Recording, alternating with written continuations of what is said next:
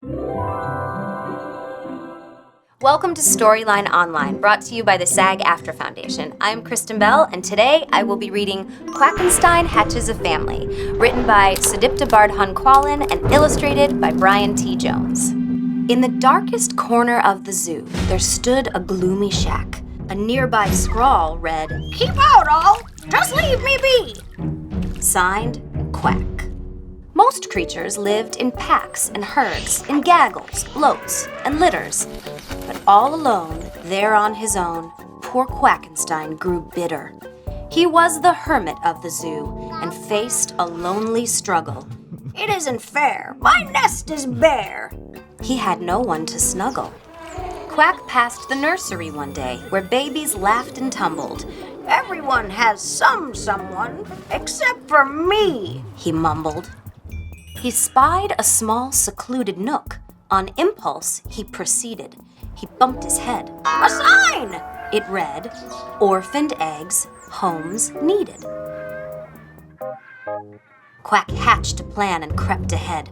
This duck would not be stopped. On shaky legs, he chose an egg and cackled, "I'll adopt!"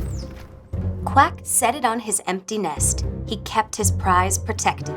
He gently cooed, "Dear Ducky Poo, you'll never be neglected." Then on one dark and stormy night, the hour had arrived. Quack heard a crack. He stumbled back and shouted, "It's alive!" Just then a small beak broke the shell. Quack's heart thumped in his chest. But then two paws with sharp curved claws thrust through and stabbed the nest. "I've hatched a monster! You're no duck!" Quack screeched and went quite pale. The thing had fur and legs with spurs and some poor beaver's tail. The creature lurched. Quack gasped, "Stay back!" The beast paid him no heed. Quack tried to hide. He ran outside, alarmed and rubber-kneed. Quack shrieked and sprightly dove behind some logs out on the water.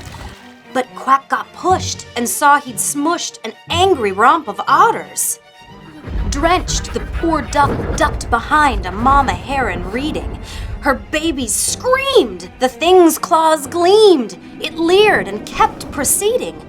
Quack shushed the rowdy heron hedge, but birds just ran off blind. They fled in shock toward cuddling crocs. Soon all were intertwined. Quack rashly rushed and promptly crushed a hugging husk of hares. "My fault!" Quack cried, but then he spied the monster's chilling glare. So quickly Quack hid in a cave, but there he'd made an error. A furry shape blocked his escape. "I'm trapped!" he screeched in terror.